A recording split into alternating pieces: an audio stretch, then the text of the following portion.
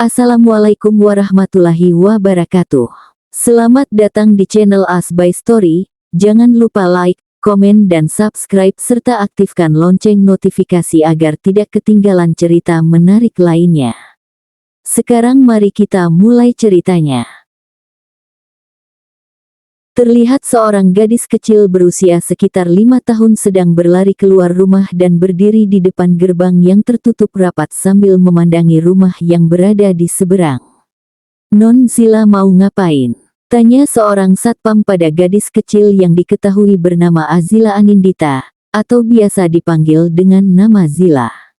Zila kecil menoleh, kemudian menatap satpam dengan tatapan memohonnya. "Mau sana," jawab Zila sambil menunjuk ke arah rumah yang sejak tadi ia perhatikan. Satpam itu berjongkok guna menyamakan tingginya dengan Zila. "Mau main sama kakak Vano ya?" tanya satpam lagi. Zila kecil hanya menganggukkan kepalanya polos. "Kakak Vano masih sekolah, nanti aja, ya.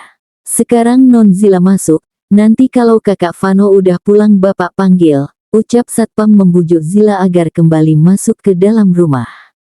"Zila ndak mau masuk, Zila mau Kak Vano," tolak Zila sambil memegang erat pagar besi di depannya. "Aduh, Non, kakak Vano masih lama pulangnya. Kita masuk, ya, panas banget, loh di sini. Nanti kalau Non Zila sakit gimana? Nanti Kak Vano sedih." "Emang Non Zila mau lihat Kak Vano sedih?"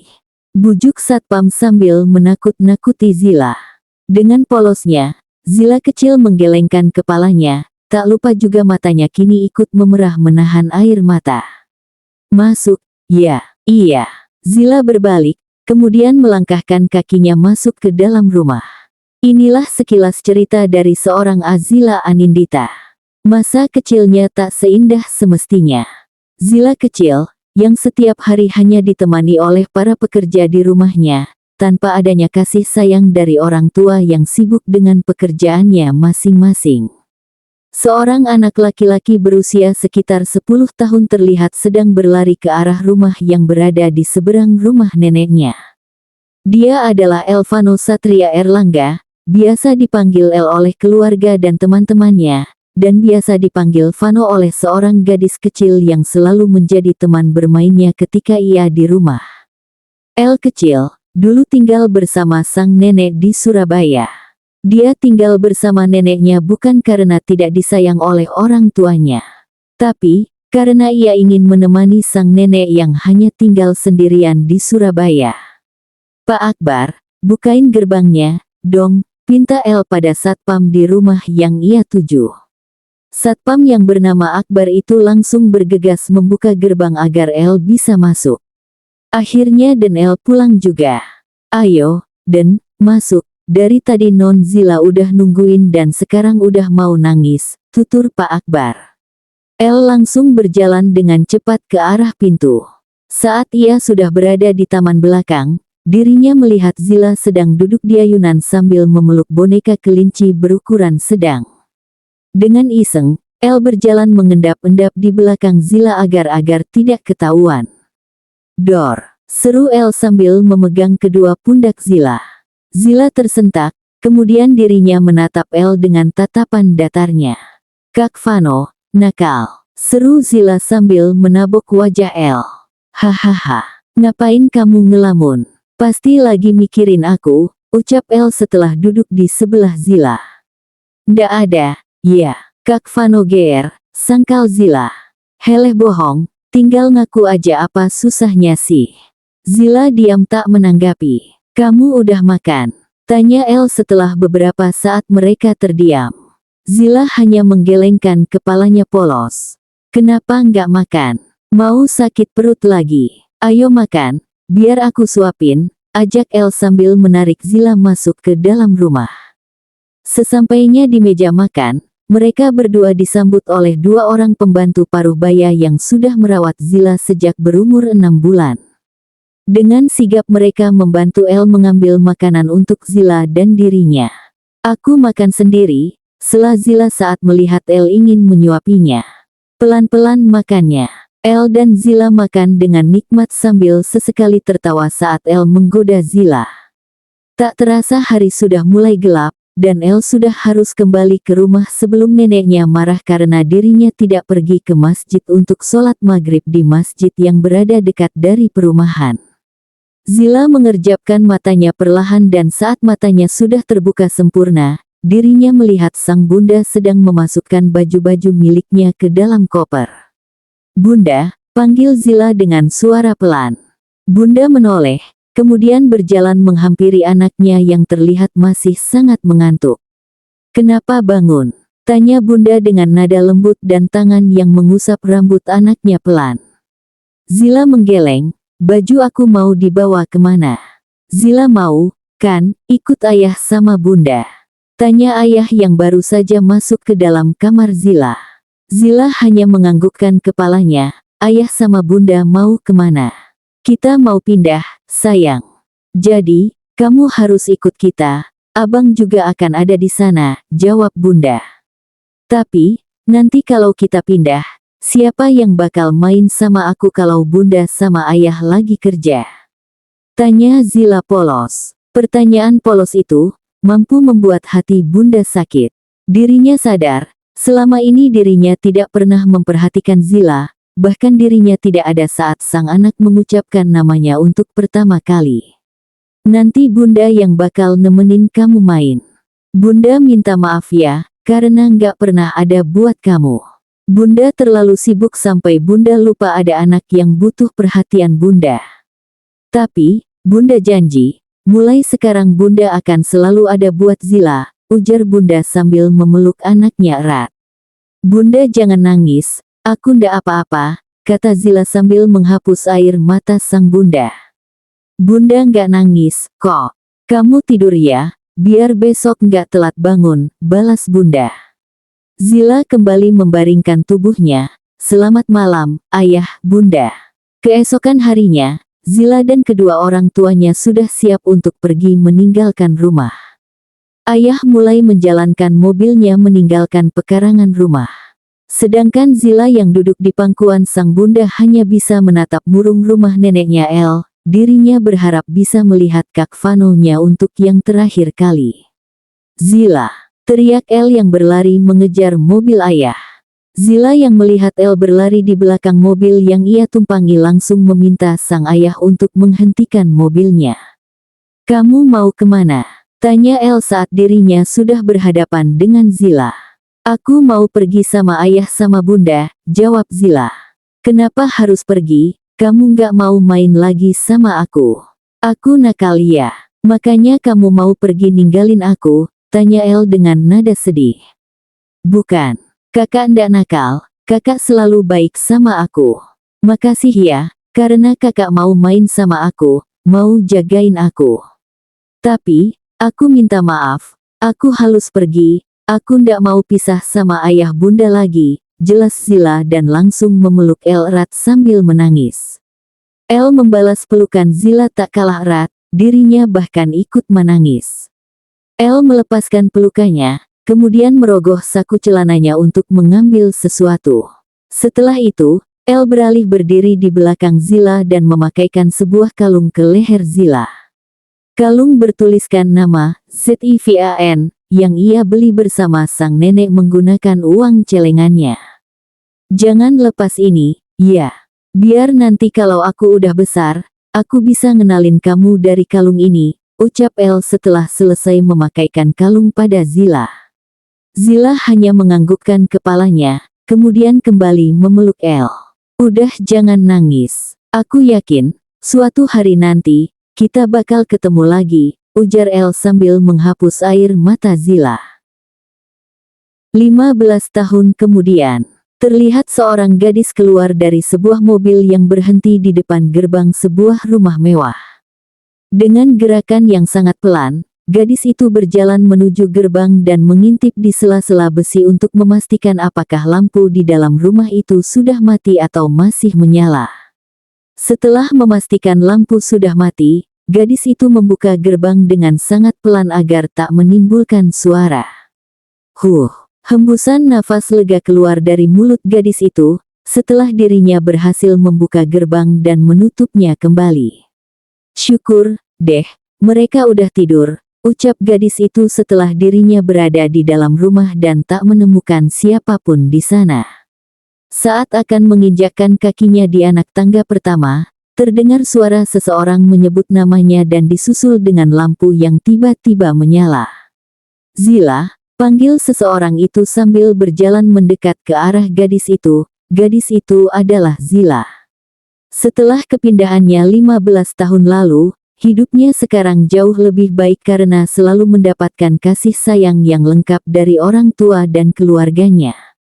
Namun dirinya masih merasa kehilangan akan perpisahannya dengan sang sahabat, dan dirinya hanya bisa berdoa, semoga takdir bisa mempertemukan mereka kembali. Dengan ragu, Zila membalikkan badannya dan langsung berhadapan dengan seorang pria paruh baya yang tak lain adalah ayah dari Zila. "Dari mana kamu? Kenapa jam segini baru pulang?" tanya ayah Zila dengan nada tegas. Itu, "Yah, aku tadi ada tugas penelitian, makanya pulang lambat," jawab Zila sedikit gugup karena apa yang ia katakan adalah sebuah kebohongan. "Enggak usah bohong," sangkal ayah yang sudah sangat tahu kelakuan anaknya ini. "Maaf, ayah. Aku tadi asik nongkrong di kafe sama temen-temen, jadi enggak sempat lihat jam. Taunya udah malam banget. Maaf." "Ya, janji, deh, enggak gitu lagi," terang Zila dengan tatapan memelas kepada ayahnya agar dirinya tidak diberi hukuman. Ayah hanya mendengus, janji terus, tapi enggak pernah ditepati. "Lama-lama ayah jodohin kamu. Sana masuk kamar," pinta ayah kemudian berlalu meninggalkan Zila yang hanya cengengesan tak jelas. "Jodohin aku sama Jaehyun ya?" "Iya. Pasti aku langsung terima, nggak pakai nolak, deh," celetuk Zila yang langsung mendapat lemparan sandal dari ayahnya. "Malam-malam nggak usah kebanyakan halu, sana tidur.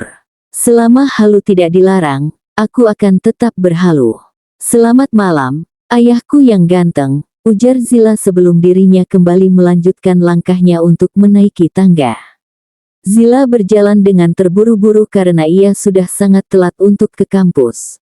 Saat melewati ruang tamu langkahnya terhenti saat suara sang ayah terdengar di pendengarannya. "Zila." Zila menoleh untuk melihat wajah sang ayah. "Iya, ya," sahut Zila. "Pulang kuliah langsung pulang, nggak usah kelayapan lagi," perintah sang ayah tegas. Zila melototkan matanya, apa-apaan ayahnya ini, dia kan juga butuh bersenang-senang bersama teman-temannya. Masa iya, dirinya harus menjadi anak rumahan yang kerjaannya hanya rebahan saja? "Nggak mau," tolak Zila mentah-mentah. "Ya udah kalau kamu nggak mau, ayah bakal jodohin kamu," ancam sang ayah. "Nggak masalah, asal dijodohin sama Jaehyun," sahut Zila santai. "Otak kamu itu isinya apa sih? Dari kemarin yang dibahas jahe mulu," tanya ayah kesal. "Jaehyun ayah, bukan jahe. Kalau ayah tanya isi otakku apa, ya jelas isinya Jaehyun, tidak ada yang lain," jawab Zila yang membuatnya ayahnya semakin kesal. "Kamu bener-bener ya, bikin ayah darah tinggi terus," ucap ayah sambil memijat pelipisnya pusing. "Ayah darah tinggi, makan semangka ya, biar darahnya turun," sahut Zila. "Zila, ampun, ayah. Udah sana kamu berangkat, nanti telat terus dihukum dosen ganteng, mampus." "Dosen ganteng apaan? Fanomu?" lirih ayah yang membuat Zila tak mampu mendengarnya. Sesampainya di kampus Zila masih harus berlari sekuat tenaga untuk sampai di kelasnya. Ini semua gara-gara ayahnya, kalau saja ayahnya tidak mengajaknya bercanda, pasti ia tidak akan terlambat. Akan tetapi, sepertinya hari ini memang hari tersial untuk Zila. Saat dirinya melewati koridor ia tak sengaja menabrak seseorang yang membuatnya jatuh terduduk di lantai koridor. "Ah, sialan," umpat Zila sambil mengelus pantatnya yang terasa sangat sakit. Zila bangkit, kemudian mendongak sambil menatap nyalang ke arah seorang pria yang baru saja ia tabrak. "Woi, lo jalan pakai mata nggak sih? Tanyanya dengan nada tinggi, sehingga tatapan semua orang yang berada di koridor langsung menatap ke arahnya dan pria tersebut. Orang yang ditabrak Zila hanya menaikkan sebelah alisnya. Kemudian, tanpa aba-aba pria pergi meninggalkan Zila yang melotot tak percaya. "Woi, jangan kabur lo!" teriak Zila yang membuat semua orang menutup telinga refleks. Pria yang diteriaki Zila tak merespon, ia terus berjalan ke depan karena saat ini dirinya sudah sedikit terlambat. "Ah, makin telat kan, gue?" Sambil mengacak rambutnya, Zila kembali berlari ke arah kelasnya.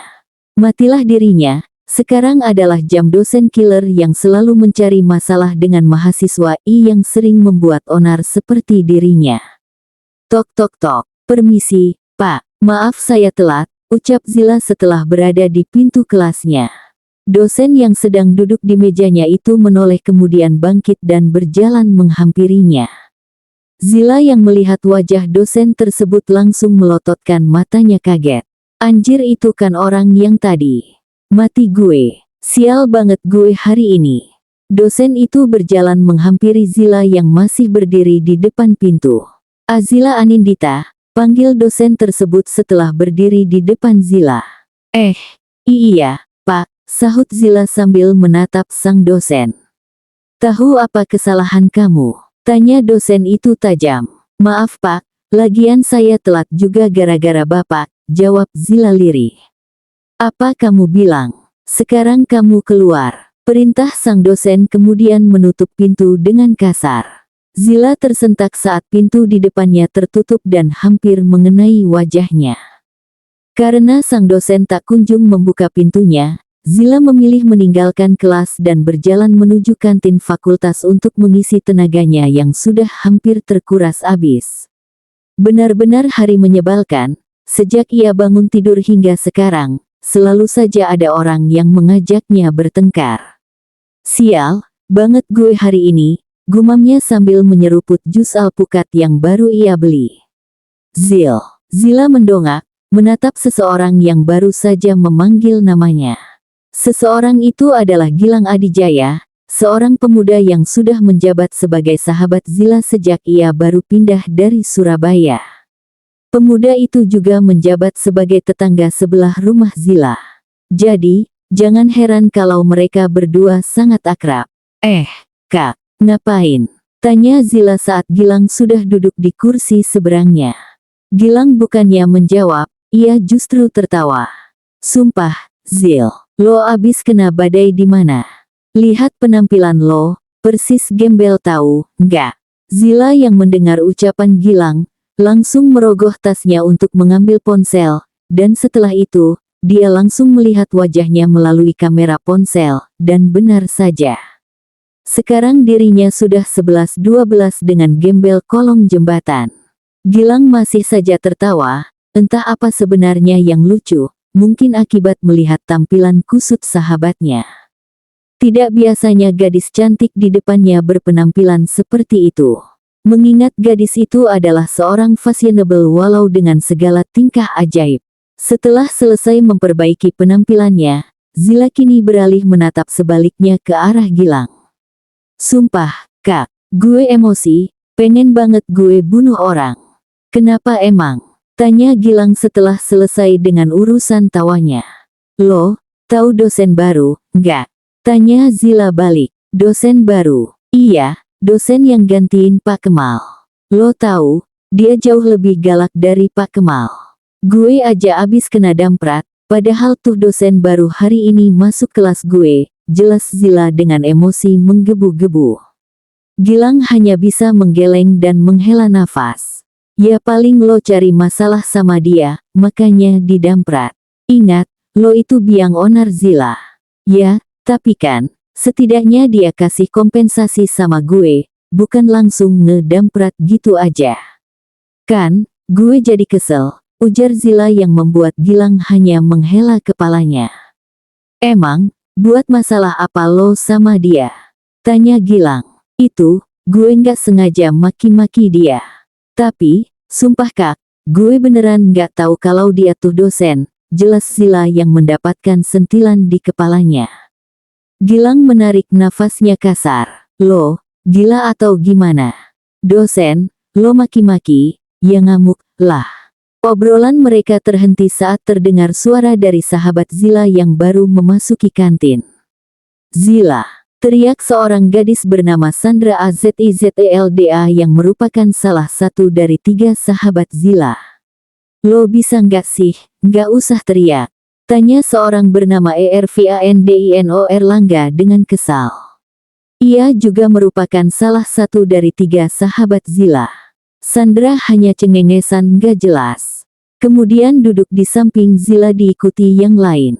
Zil, lo disuruh ke ruangannya Pak El, ujar seorang gadis bernama Kinara Antia putri sahabat Zila yang lain. Pak El, siapa? Tanya Zila. Sebelum menjawab, ketiga orang itu lebih dulu mengatur nafas mereka. Pak El, dosen baru yang tadi marahin lo. Jawab mereka serentak. Hah. Gilang menatap mengejek ke arah Zila.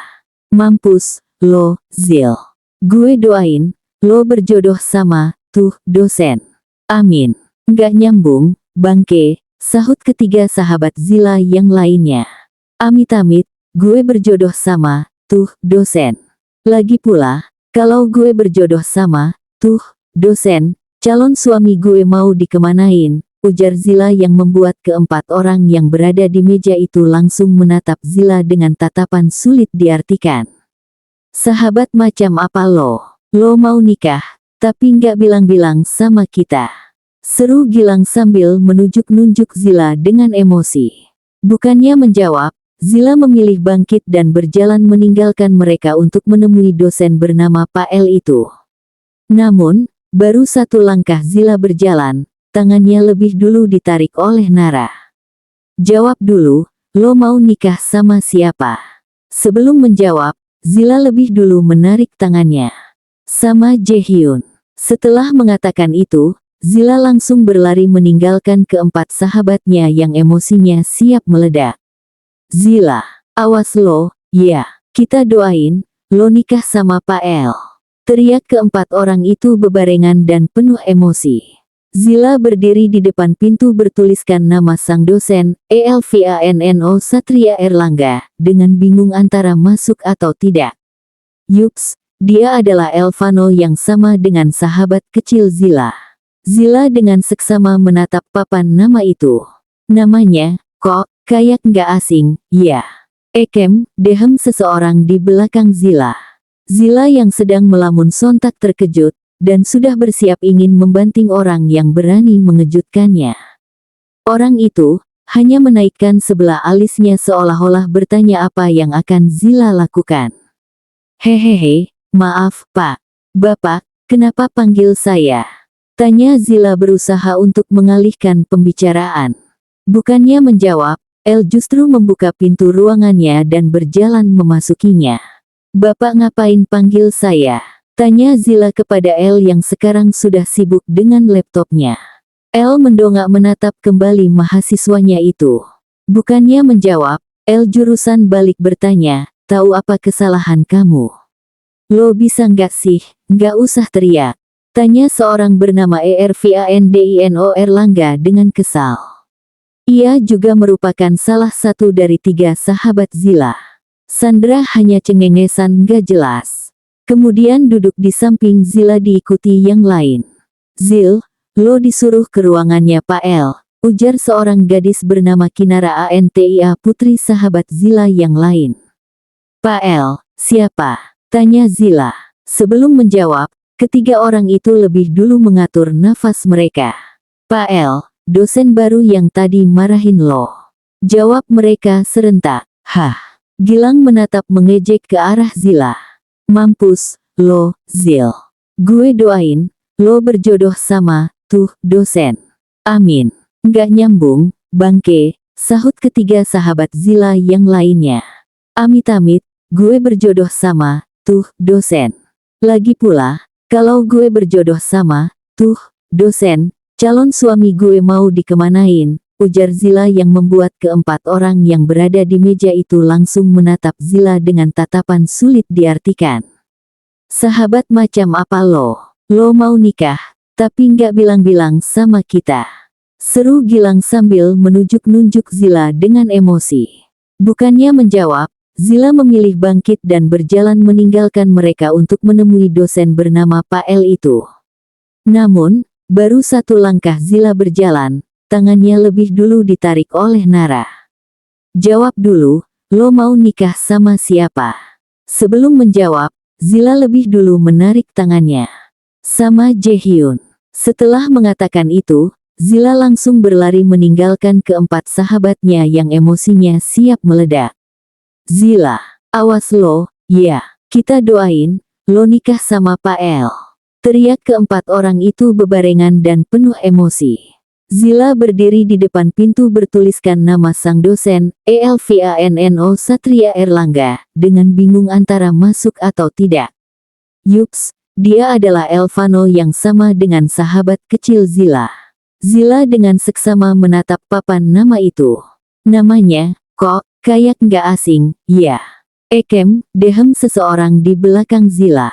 Zila yang sedang melamun sontak terkejut, dan sudah bersiap ingin membanting orang yang berani mengejutkannya. Orang itu, hanya menaikkan sebelah alisnya seolah-olah bertanya apa yang akan Zila lakukan. Hehehe, maaf, Pak. Bapak, kenapa panggil saya? Tanya Zila berusaha untuk mengalihkan pembicaraan. Bukannya menjawab, El justru membuka pintu ruangannya dan berjalan memasukinya. Bapak ngapain panggil saya? Tanya Zila kepada El yang sekarang sudah sibuk dengan laptopnya. El mendongak menatap kembali mahasiswanya itu. Bukannya menjawab, El jurusan balik bertanya, tahu apa kesalahan kamu? Iya, bagus, kata El pelan, kemudian, dan sebagai hukumannya, kamu saya jadikan PJ di mata kuliah saya. Sambungnya lagi. Zila yang mendengar itu membelalakkan matanya kaget. Hah, Bapak jangan bercanda, tanya Zila yang tak terima atas hukuman yang diberikan kepadanya. Siapa yang bercanda? Ganti aja Pak hukumannya. Tidak, Pak, saya ini orangnya ceroboh loh. Nggak ada tanggung jawabnya sama sekali, tutur Zila dengan harapan El akan menarik ucapannya kembali. Maka dari itu, saya mau ngajarin kamu agar jadi orang yang bertanggung jawab. Wah, kampret nih dosen. Zila hanya bisa menggerutu dalam hati. Nanti kamu datang ke rumah saya, ada yang mau saya bahas tentang tugas-tugas kamu selama jadi PJ. Ucap El sambil membereskan kertas-kertas yang sedikit berantakan di mejanya. Sekarang aja, Pak, kalau nanti saya sibuk, sahut Zila ketus. Tidak bisa, karena saya juga sibuk. Sana keluar, ngapain kamu masih di sini? Kata El yang membuat Zila mendengus kesal. Baik, Bapak, akan saya laksanakan. Ketus Zila kemudian bangkit dan berjalan keluar dari ruangan menyerupai kandang macan ini, dan tanpa dirinya sadari, dirinya menjatuhkan salah satu benda miliknya di ruangan ini. Ternyata benar kamu, batin El sambil menggenggam erat benda yang tadi dijatuhkan oleh Zila. Flashback on. El yang baru saja menyelesaikan rapatnya segera bangkit dari duduknya. Ia sedikit berlari guna mengejar seseorang. Pak. Panggilnya pada orang tersebut. Seorang lelaki berusia sekitar 50 tahunan itu menoleh, menatap bingung pada El. Sebut saja namanya adalah Pak Rian. Iya, mohon maaf, Pak. Apa saya bisa mengganggu waktunya sebentar? Ada yang ingin saya tanyakan, ucap El sembari menatap penuh harap pada Pak Rian. Pak Rian menatap jam yang melingkar di tangannya. Saya hanya ada waktu sekitar 30 menit saja.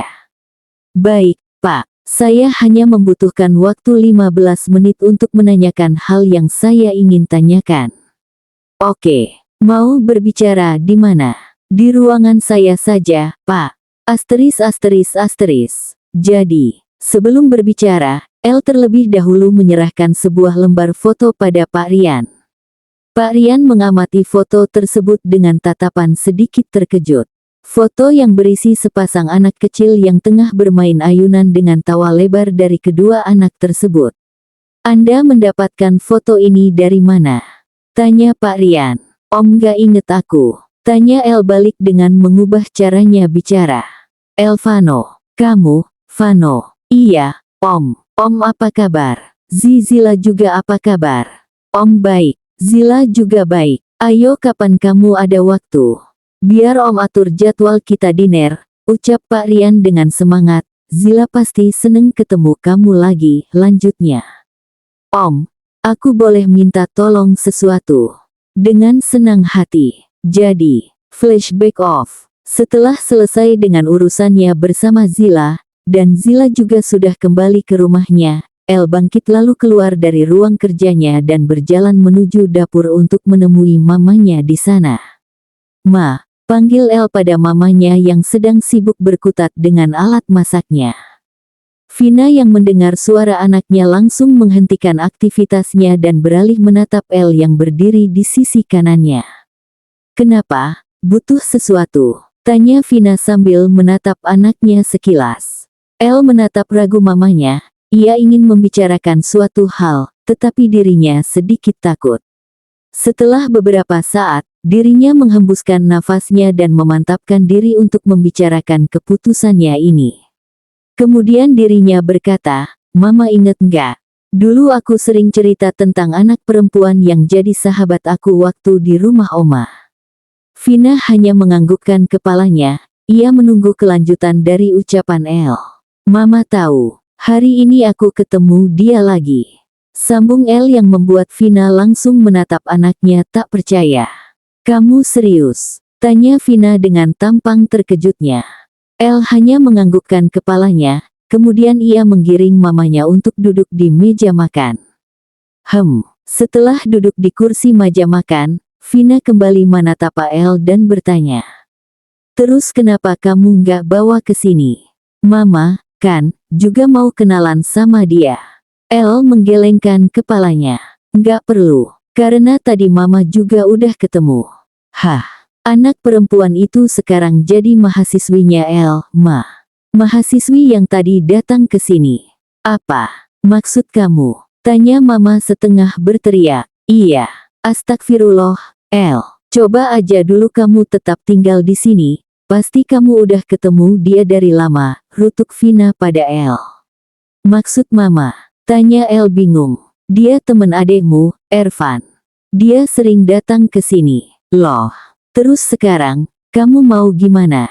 Tanya Vina pada El yang saat ini sedang menatap lurus ke depan. El menoleh ke arah Vina, terlihat dari matanya, ada tatapan ragu saat akan mengatakan sesuatu. Nggak apa-apa, ngomong aja. Vina yang menyadari keraguan anaknya berusaha untuk mendesak anaknya agar berbicara terus terang padanya. El mau Zila jadi istri, El, ucap El dengan nada serius, membuat Vina tersenyum bahagia. Mama seneng banget, kalau Zila bakal jadi menantu Mama, tutur Vina sambil menarik El dalam pelukannya, tapi, Zila udah tahu, kalau kamu itu Vano. Imbuhnya setelah melepaskan pelukannya. El hanya menggelengkan kepalanya. Sedangkan Vina hanya bisa menghembus nafasnya. Kalau Zila belum tahu, terus gimana cara kamu mau nikahin dia, El? Tanya Vina. Ya nggak gimana-gimana, lah, Ma. Kita tinggal ke rumahnya, terus lamar ke orang tuanya. Karena El rasa, percuma juga kalau ngomong ini ke Zila, dia mungkin nggak akan percaya semudah itu. Jadi, biarin dia sadar dengan sendirinya, jelas El yang langsung mendapatkan geplakaan di kepalanya. Kamu ngada-ngada aja. Terus kapan kamu mau lamar dia? Terus kamu yakin orang tuanya bakal terima kamu? Dia juga emang mau? Tanya Vina sambil mengusap kepala El yang baru saja ia geplak. Yakin. Karena aku udah ketemu sama papanya, dan beliau sudah atur pertemuan buat kita. Untuk kedua kalinya, El mendapatkan geplakaan dari mamanya. Astaga El, kenapa kamu baru ngomong sih? Ya udah, Mama ngikut aja. Oke, tapi sebelum itu, Mama janji dulu sama El. Jangan ngomong sama siapapun, kalau lamaran ini, El yang mau. Ucap El agar mamanya tidak memberitahu siapapun kalau lamaran ini dirinya yang merencanakan. Jika sampai ada yang tahu, apalagi mahasiswinya itu tahu, bisa hancur image-nya sebagai dosen cool di kampus. Selain itu, ia juga ingin memberi kejutan pada perempuan yang sudah menempati hatinya selama bertahun-tahun. Beres itu mah. Setelah ini, kita nggak akan pernah terpisah lagi. Tunggu kedatanganku, Zila. Batin El sambil bersorak bahagia. Bersambung.